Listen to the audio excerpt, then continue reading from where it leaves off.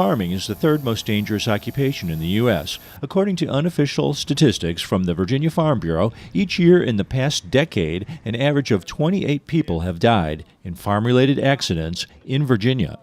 That's why a recent Farm Medic training program was held in Southside, Virginia, sponsored by the Farm Bureau Young Farmers Committee. The goal was both to train emergency personnel and families on how to respond to on-farm accidents as well as prevent them. One of the first things that we wanted to do was raise awareness among fire and EMS personnel, as well as teach them ways to respond to agricultural injuries in a way that keeps them safe and gives the best opportunity for recovery to the farmer and the victim of the incident. The old adage that it'll never happen to me is not true. Farming injuries happen in a second.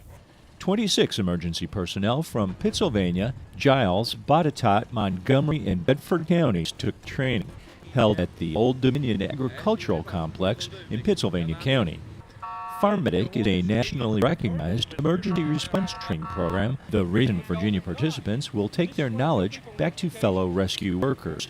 Now, try to think about how you want to set. Come in and do you a cut, or you cut this way, because now we need to butterfly it open. And what we try to do is come in and give the responder, EMS, and fire and rescue squad people an idea of kind of injuries they will see on the farm, the different kind of machinery that's in the farm, how to stabilize machinery, how to do safe extrications, how to work with the farmer community. And the big part of it is also prevention of the injuries, reaching out to the family and establishing safety plans for the family. The trainees had to quickly assess a situation and come up with several approaches to complete each extraction. They used tools from cutters, jacks, and chainsaws all the way to the jaws of life. The goal was to remove an accident victim with as little trauma as possible. And even if the participants were farmers themselves, the techniques they were practicing were often new to them.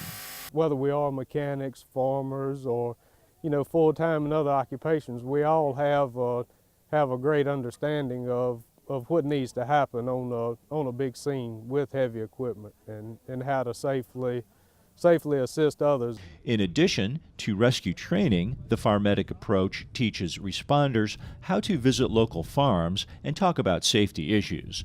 They also gather information on how to reach more remote areas of local farms.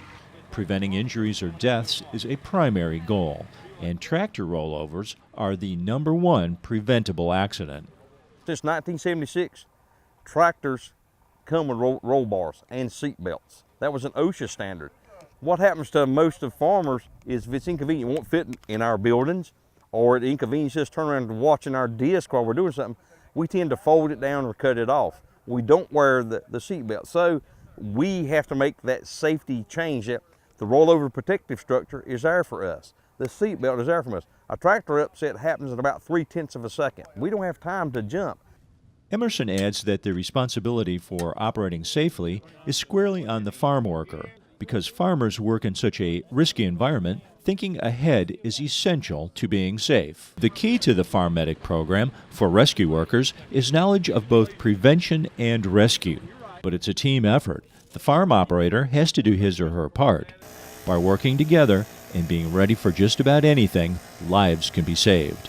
From Pennsylvania County, this is Dave Miller reporting.